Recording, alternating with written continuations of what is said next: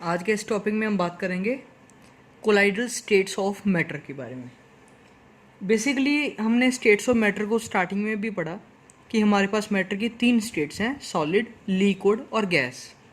But इस case में हम देखेंगे उनकी सोल्यूशन के बेसिस पे कितनी कैटेगरीज हैं। तो यहाँ पर 3 कैटेगरीज हैं मेन सोल्यूशन के बेसिस पे: ट्रू सोल्यूशन, कोलाइडल सोल्यूशन और सस्पेंशन। ठीक है, हम देखेंगे तीनों में क्या डिफरेंस है। ठीक है, यहाँ पर मैंने लिखा प्रॉपर्टी। मैं आपको एक प्रॉपर्टी लिखूंगा और तीनों में ये बताऊंगा कि किस तरह से वेरी करती है। ठीक है, तीनों में डिफरेंस देखेंगे, तीनों में तरह के सॉल्यूशंस में, तीनों तरह के सॉलिड सॉल्यूशंस में क्या डिफरेंट है। सबसे पहला आएगा, सबसे पहला डिफरेंस जो हम बात करेंगे जिसमें पार्टिकल साइज। ठीक है, पार्टिकल साइज की बात करें तो इसके अंदर जो सोल्यूट पार्टिकल्स होंगे उनका साइज क्या होगा, लेस देन 10⁻⁻⁹ मीटर। ठीक है, लेस देन 10⁻⁻⁹ मीटर।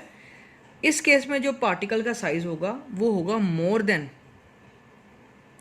10⁻⁻⁷ मीटर।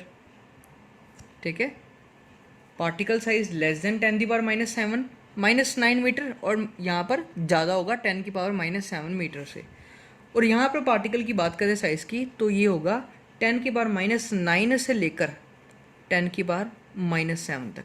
ठीक है, मतलब इन दोनों के बीच में ये सबसे छोटे पार्टिकल होंगे, ये सबसे बड़े पार्टिकल होंगे और ये इन दोनों के बीच में। ठीक है, इनका साइज़ इनसे कम होगा और इनसे ज़्यादा होगा और इनसे कम होगा। इस तरह से अगर आपको रिप्रेजेंटेशन करनी हो तो आप रिप्रेजेंट कैसे कर सकते हो, इस तरह से हम इसको रिप्रेजेंट करेंगे। जैसे मान लो इस बीकर के अंदर मैं आपका ले रहा हूँ कौन सा सोल्यूशन, ट्रू। तो ट्रू सोल्यूशन को मैं ऐसे रिप्रेजेंट करता हूँ, ये आगे इसके पार्टिकल साइज। ठीक है, बिल्कुल छोटे छोटे से पार्टिकल मैं शो कर रहा हूँ यहाँ पर, ये हमारे आ गए ट्रू सोल्यूशन वाले। अब अगर हम कोलाइडल को शो करें तो कोलाइडल को मैं इस तरह से शो कर सकता हूँ कि कोलाइडल में पार्टिकल्स का साइज़ क्या है, थोड़ा सा बड़ा। ठीक है, इस तरह से इसको शो कर रहे हैं। अगर हम लास्ट है जो सस्पेंशन, इसको शो करें तो इसको इस तरह से शो कर सकते हैं क्योंकि इसके साइज पार्टिकल साइज़ क्या है, काफ़ी ज़्यादा लार्ज। ठीक है, ये हो गया हमारे सबसे पहले तो पार्टिकल साइज़ के बेसिस के ऊपर तीनों के अंदर डिफरेंस। ये इसकी आगे उसके बाद सेकंड नंबर पर रिप्रेजेंटेशन। अब आगे थर्ड प्रॉपर्टी। थर्ड प्रॉपर्टी है फिल्टरेबिलिटी। फिल्टरेबिलिटी इसका मतलब क्या है? फिल्टरेबिलिटी का मतलब होता है कि फिल्टर होगा या नहीं। देखो हमारे पास बेसिकली 2 तरह की मेम्ब्रेन्स प्रेजेंट है, या जिसको फिल्टर पेपर कह सकते हो आप। ये जो ट्रू पार्टिकल्स होंगे ये ordinary as well as animal membrane दोनों में से पास हो जाएंगे। सिंपल वर्ड में आपको बताऊं तो आप इनको सेपरेट नहीं कर पाओगे, इनको फिल्टर करना बहुत टफ है क्योंकि इनका साइज़ बहुत ज़्यादा क्या है, छोटा। इसलिए ये ऑर्डिनरी फिल्टर पेपर जो है और जो एनिमल मेम्ब्रेन है दोनों में से बड़े इजीली पास आउट हो जाते हैं। ये जो है आगे वाले, लास्ट में सस्पेंशन के बारे में पहले बता रहा हूँ, ये ना तो ऑर्डिनरी में से और ना ही एनिमल मेम्ब्रेन, दोनों में से बिल्कुल पास नहीं होंगे। ये दोनों में से पास हो जाएंगे, ये दोनों में पास नहीं होंगे। और अगर कोलाइडल की बात करें तो वो ऑर्डिनरी में पास हो जाएंगे, बट अगर एनिमल मेम्ब्रेन की बात करें तो एनिमल मेम्ब्रेन से पास नहीं हो सकते। ठीक है, फिल्टर के बारे में बात कर रहे हैं। फिल्टरेबिलिटी का मतलब हो गया कि फिल्टर होगा या नहीं, इसको आप फिल्टर नहीं कर सकोगे। ठीक है, ये दोनों में से पास हो जाएगा। ठीक है, ये एक में से पास होगा पर दूसरे में से नहीं। इसमें क्या फ़र्क आएगा, ये दोनों में से पास नहीं हो सकता। ठीक है, ऑर्डिनरी और एनिमल में डिफरेंस क्या है कि ऑर्डिनरी के अंदर पोर्स जो होते हैं, जो होल्स होते हैं, वो होंगे बड़े साइज़ के। एनिमल के अंदर जो पोर्स होंगे वो होंगे काफ़ी ज़्यादा छोटे साइज़ के। इसलिए कुछ पार्टिकल्स उसमें से निकलते हैं, कुछ नहीं निकलते। ये हमारा आ गया सेकंड पॉइंट, थर्ड पॉइंट। उसके बाद आएगी फोर्थ प्रॉपर्टी। फोर्थ में हम बात करेंगे सेटिंग डाउन या सेटिंग के बारे में। अब सेटिंग का मतलब क्या होता है? नीचे बैठना।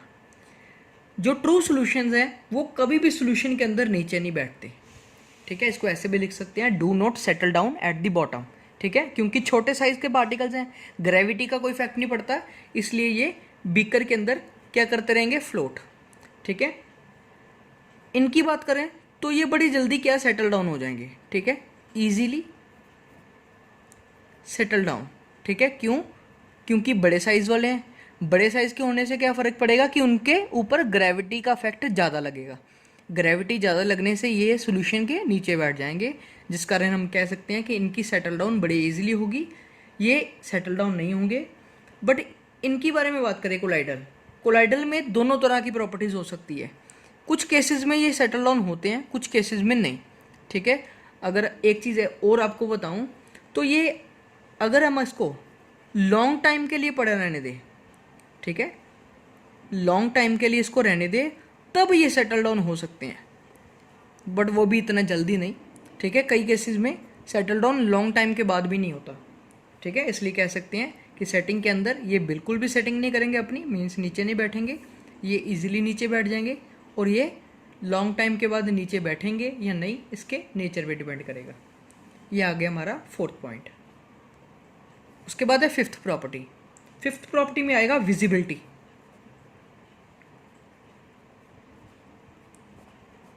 विजिबिलिटी का मतलब क्या है कि दिखता कैसे है। इस तरह के सॉल्यूशन को हम देख ही नहीं पाएंगे, मीन्स देख नहीं पाएंगे का मतलब है कि हमें लगेगा कि ये ट्रांसपेरेंट है, ये इनविजिबल है, ठीक है, इनविजिबल पूरी तरह से।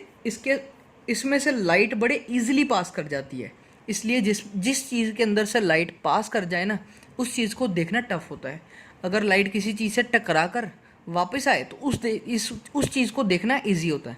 जैसे आप ये कॉपी देख रहे हो, ये किस तरह से आप देख पा रहे हो? क्योंकि यहाँ पर क्या हो रहा है कि लाइट टकरा रही इस पॉइंट पे, तो ये लाइट टकरा कर यहाँ पर जा रही है, तो इसलिए इसको देखना ईजी है। अगर इसी जगह पर कोई और चीज़ ऐसी पड़ी हो जिसमें लाइट ना टकरा सके, तो वो क्या होगा, लाइट इसके अंदर जाएगी तो इससे पास आउट हो जाएगी, तो इसको देखना टफ हो जाएगा, तभी इसको बोला जाएगा इनविजिबल। तो इसका मतलब ये हो गया कि विजिबिलिटी के अंदर ट्रू सॉल्यूशन जो है वो इनविजिबल रहेंगे। ये जो है सस्पेंशन वाले, ये हम इसको नेक्ड आई से देख सकते हैं, हमें आइस की हेल्प से बड़े इजीली इसको देखा जा सकता है। बट अगर कोलाइडल की बात करें तो कोलाइडल को हम नेक्ड आई से नहीं से देख सकते, हम इसको नेक्ड आई से बिल्कुल नहीं देख सकते। इसको देखने के लिए या तो आपको चाहिए एक अल्ट्रा माइक्रोस्कोप, या आपको एक प्रोसेस होता है जिसको बोलते हैं scattering of light. Scattering of light, इसको आगे पढ़ेंगे चैप्टर में। स्कैटरिंग ऑफ लाइट का मतलब क्या होता है कि अगर कोई लाइट, मान लो मेरे पास एक बीकर है जो कि ट्रांसपेरेंट है, ठीक है, ठीक है, कोई मेटल का कोई ग्लास का, मान लीजिए ग्लास बीकर है कोई, इसमें क्या करता हूँ मैं, बिल्कुल प्योर कोई सॉल्वेंट ले रहा हूँ, इसको यहाँ पर रख देता हूँ, तो मैं यहाँ से लाइट पास कराऊंगा, तो क्या होगा, लाइट इसमें से पास होती हुई यहाँ पर बाहर निकल जाएगी, तो ऐसा लगेगा कि इसके अंदर कुछ भी नहीं है। अब क्या कर रहा हूँ मैं, इसके अंदर मैं एक चम्मच नमक या कोई चीज़ ऐसी ऐड कर देता हूँ जिसका पार्टिकल साइज़ क्या है, कोलाइडर रेंज के अंदर। अब क्या होगा, जब मैंने मान लो इसके अंदर कोई सोल्यूट ऐड कर दिया, मतलब ये बन गया अब कोलाइडर सोल्यूशन, तो इसके अंदर अब जब लाइट पास कराऊंगा तो लाइट यहाँ से टकराएगी। टकराएगी का मतलब हो गया कि यहाँ पर लाइट क्या करेगी, स्कैटर करेगी। तो स्कैटरिंग के कारण हम देखेंगे कि हमें सोल्यूशन दिखना शुरू हो जाएगा। इस चीज़ को बोलते हैं स्कैटरिंग ऑफ लाइट। तो कह सकते हैं विजिबिलिटी किस तरह की है, इसको हम किससे देख सकते हैं, स्कैटरिंग ऑफ लाइट की हेल्प से, इसको नेक्ड आई से, और इसको ये इनविजिबल है। इसके बाद आएगा सिक्स्थ पॉइंट, जो कि है डिफ्यूजन। डिफ्यूजन की बात करें तो डिफ्यूजन का मतलब क्या होता है कि बेसिकली आपको पहले तो ये बताता हूँ। डिफ्यूजन का मतलब होगा कि किसी चीज़ का from higher concentration to lower concentration move करना, किसी चीज़ का ज़्यादा क्वांटिटी से कम क्वांटिटी तरफ जाना, ठीक है। अब ट्रू सॉल्यूशन की बात करें तो ये बड़े क्विकली डिफ्यूज होंगे। क्यों क्विकली? क्योंकि छोटे साइज वाले हैं, ग्रेविटी का फैक्टर पड़ेगा कम, ठीक है, रेजिस्टेंस कम लगेगी, ऑपोजिशन कम लगेगी, जिसके कारण ये बड़े जल्दी क्या है, इजीली एक जगह से दूसरी जगह पर जा सकते हैं, ठीक है। इसके लिए लिखते हैं यहाँ पर क्या है कि क्विकली डिफ्यूज करते हैं। कोलाइडल की बात करें थोड़े से बड़े साइज वाले हैं, ऑपोजिशन थोड़ी सी लगेगी, जिसके कारण ये क्या होंगे, थोड़े स्लोली डिफ्यूज करेंगे, ठीक है। ये बहुत ज़्यादा जल्दी क्विकली डिफ्यूज करेंगे, ये थोड़ा सा स्लोली, और ये डू नॉट डिफ्यूज, ठीक है। इन्होंने डिफ्यूज़ नहीं करना क्योंकि बड़े साइज वाले पार्टिकल्स है काफ़ी, ठीक है, इसलिए ये इनके कंपैरेटिवली बिल्कुल डिफ्यूज़ नहीं करेंगे, ठीक है, एक जगह से दूसरी जगह पर मूव नहीं करते। लास्ट पॉइंट आएगा 7th पॉइंट, अपीयरेंस। अपीयरेंस में मतलब आ गया दिखना कैसा है, ठीक है, दिखने में किस तरह के लगेंगे। विजिबिलिटी मतलब इसको कैसे देख सकते हैं। अपीयरेंस मतलब अगर पढ़े हों तो कैसे पता लगेगा किस तरह के सॉल्यूशन है। अपीयरेंस में ये आएगा क्लियर एंड ट्रांसपेरेंट।